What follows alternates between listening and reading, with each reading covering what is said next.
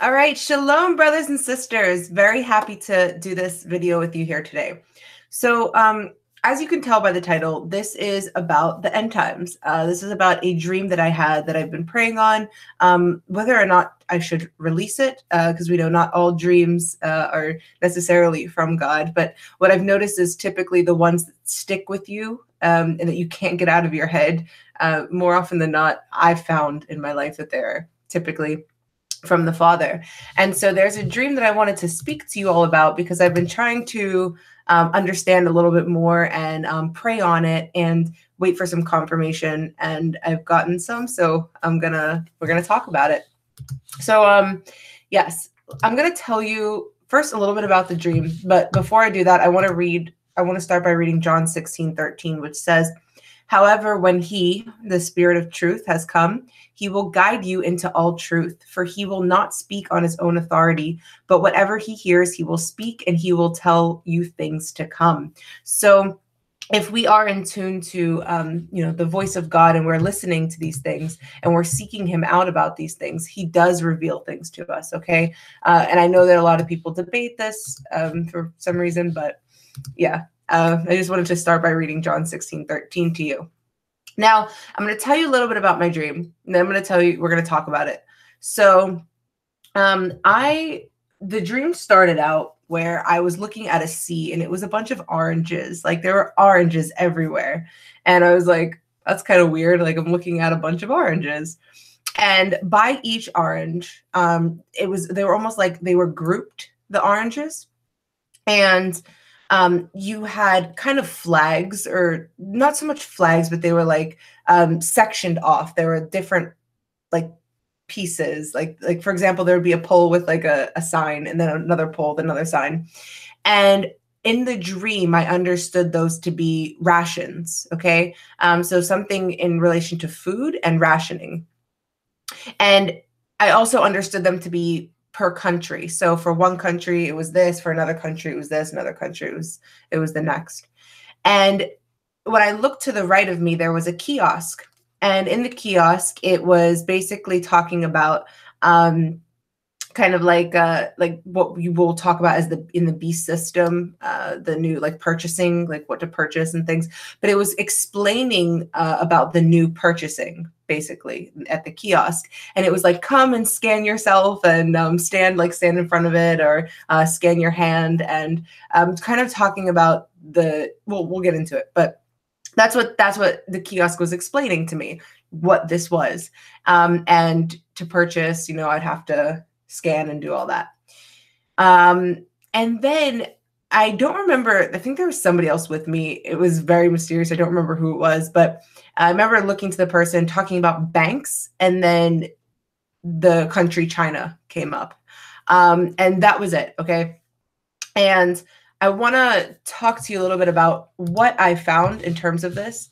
So firstly, if you have, please leave in the comments if you have anything to say about the dream first and foremost. I think that's pretty cool. I like to hear what you guys have to say, especially if God's putting something on your heart to confirm or to add to. But the first thing that I wanted to bring up was I'm gonna hold on one second. Let me share screen. I'm gonna share screen with you. So this is the first thing I wanted to bring up. And I know that this is a popular image. And by the way, everything that I show you guys today, the links are in the description, so you can check them out. But this was, I guess, from the Economist. And I know a lot of you have seen this already, but it's basically the phoenix coming out of the ashes. And there's been a lot of things recently about Wall Street and the stock markets, and how it's heading towards a crash and all of that, and what's going to rise out of it. Like basically going into a cashless society, right? The New World Order, cashless society. And this phoenix kind of rising out of the ashes of that and bringing in what this kind of crazily, it reminds you of almost like a Bitcoin. And now it's funny because when I had this dream, I was telling you about oranges, and I'm like, God, this is so weird. What do you mean oranges? Like, why oranges? So I decided to do a quick Google search about orange money just to see. I've never heard of this term before. I just put orange and money because those are the two, the correlation. And when I did that, this came up. Now there's something called orange cash. Now check this out. It's in French, so I'm just going to mute it. The subtitles come up in English, but just check out what this says. So he's talking about how you had to have cash or a credit card on you. But with Orange Cash, using phones, basically it's a way of a virtual wallet. And it talks about, activating the money right on the phone. You don't have to, you just transfer the sum from the bank right onto your phone. And there you go, pay with your phone, scan and go. And you can, it's talking about Visa, how Visa is part of it, right? So it says all my payments are secure. I can benefit from offers. There's promotions. So I simplify my everyday payments, right? Orange Cash through Visa. So again, like I said, dreams about oranges. There's now this thing, Orange Cash. And a lot of this is moving toward Bitcoin. A lot of this is moving toward, the cashless society. And this has been a lot, talked about a lot in, I think, like with the Swiss, moving towards this cashless society. And so I don't know, like, in full what to make of it, other than it has something to do with eventually being able to purchase food. And in order to do so, you're going to have to use this type of platform. And I've also seen, there was a BuzzFeed video, you guys can check it out, where they are talking about the little chip. Now, I know that people are like, that's not the mark, that's not the, okay, but it's part of the beast system. It's going to definitely bring in, at least to some extent, where we're being primed about cashless payments, scan it, tap and go, this and that, where everything will be on this one little chip. Now, I do want to talk about it briefly because it is important. And I don't know how many of you are familiar, but this is an actual, I did a video on this like months ago, but I want to talk about Biohax, okay? Biohax International. They are growing, okay? They are expanding. And basically right now, they talk about the national railway system.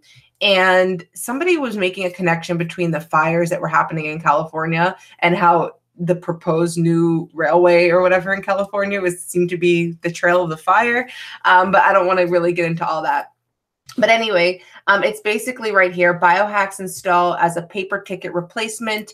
But here's the thing, right? Okay, and you can see where they're located. So it's America, Europe, and Australia. Now, they've been featured on all of these websites, but here's what it is.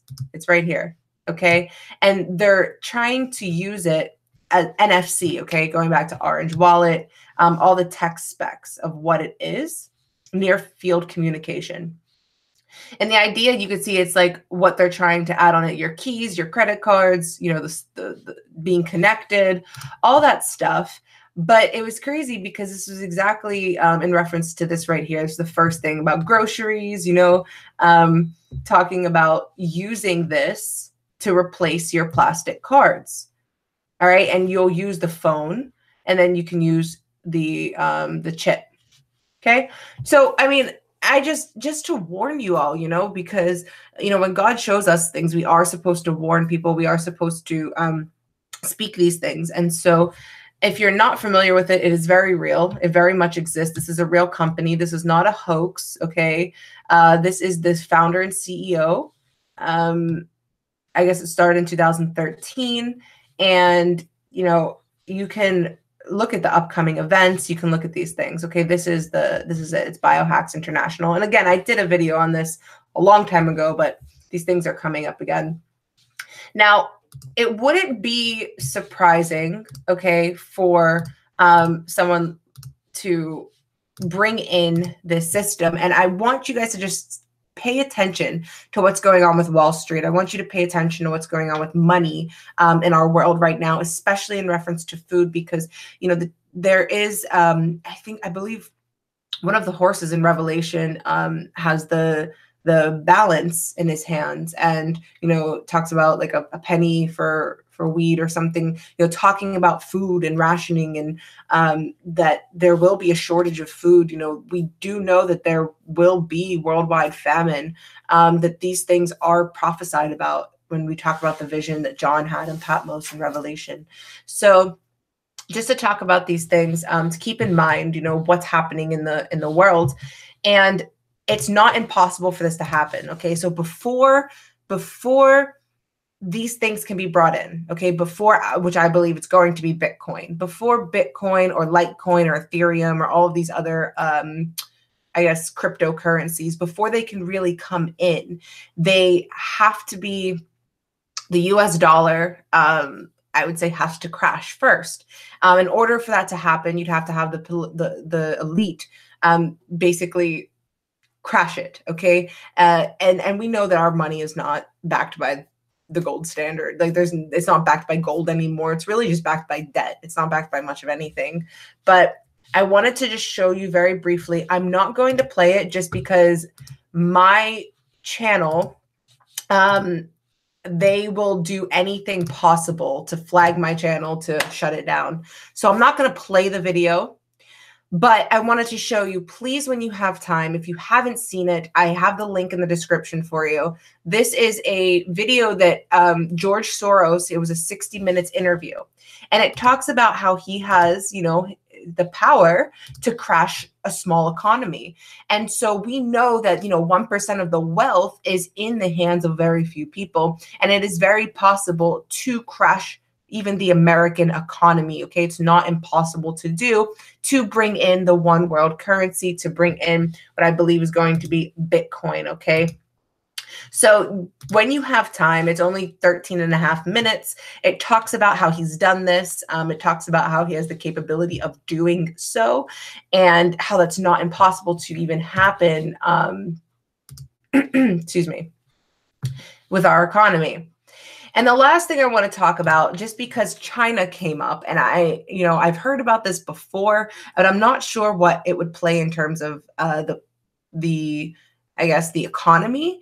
But it would make sense that this would be a way of bringing in this social credit score. Now in America we have credit scores, credit cards, and that's how you're ranked based on purchasing power. Well, you've probably heard of this already too, but China has started something called the social credit score. And instead, you're ranked based off of your own behaviors. So can you imagine, especially being an atheistic country, going around preaching about Jesus Christ? I mean, your credit score would be pretty darn low, I would say.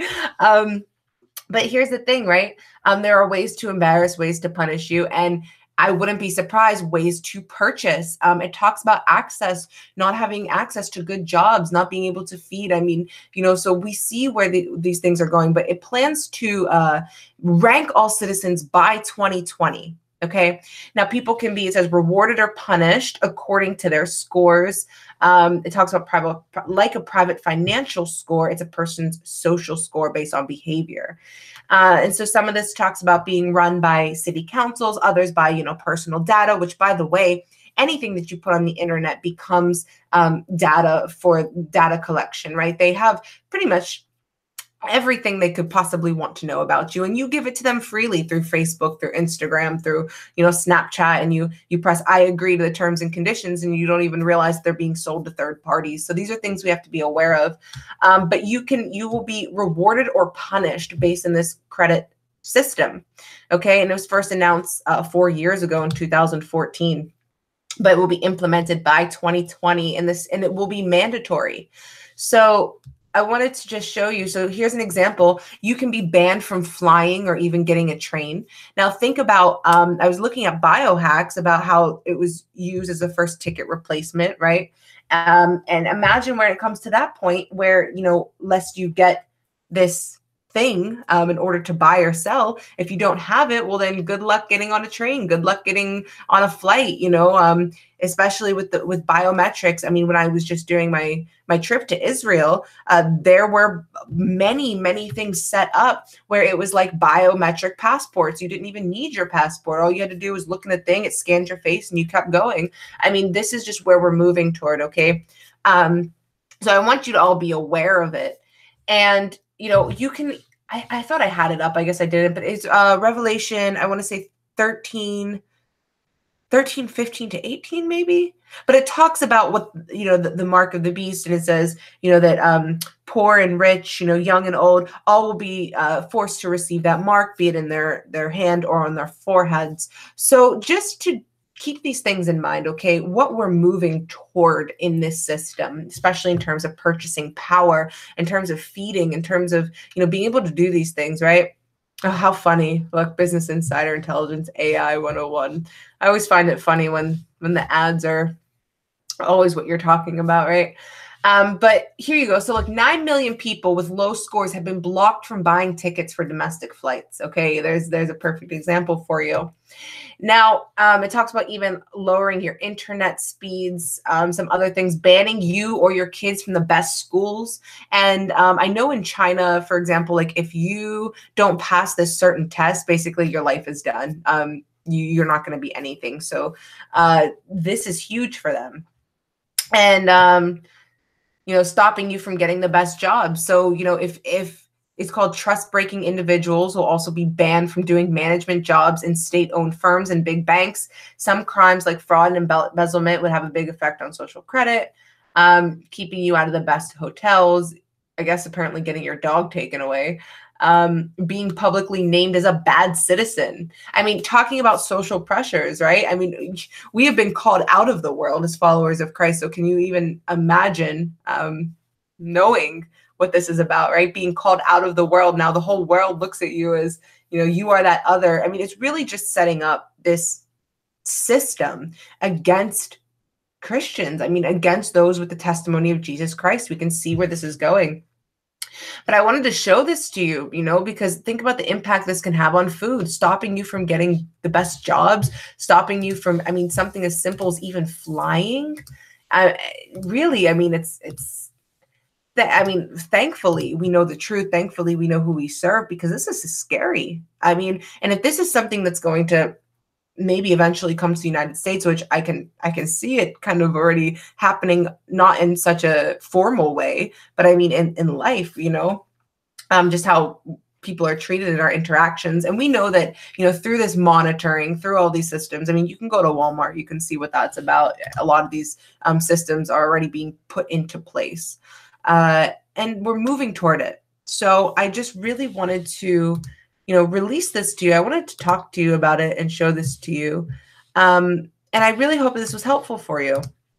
And I wanted to just let you know, and that was a dream that I had and where we're going. So please be aware, if you know people who are still, as Sister Crystal, I see you as you're saying that people are still not awake, send them this video, pray for them. Pray that God continues to till the soil of their heart to show them the truth. And we're definitely moving towards it. And there's another thing I wanted to bring up just to be aware of when you go to the store, because I was looking at some of the fruits and vegetables and they were abnormally large. Like they didn't even look like natural at all. So, that's all Monsanto and GMO and all that. But continuously just be praying over your food, asking God to bless your food, asking God to, really just speak to people's hearts about the truth. I mean, people are going to see it eventually. Okay. It'll be seen eventually. But yeah, so I just wanted to show this to you. I love you all so much. Go forth in love, peace, boldness, and perseverance to preach the message of the gospel. And saints, it is so important to continue to endure during these times. Do not be afraid of these things, because God, says he's like, I'll never leave you or forsake you. He is there. He's going to help us through this, but we need to be aware of what's coming. We need to be wise to what's coming. Okay. And I just wanted to show this to you. Thank you so much. I love you all. And shalom and God bless you.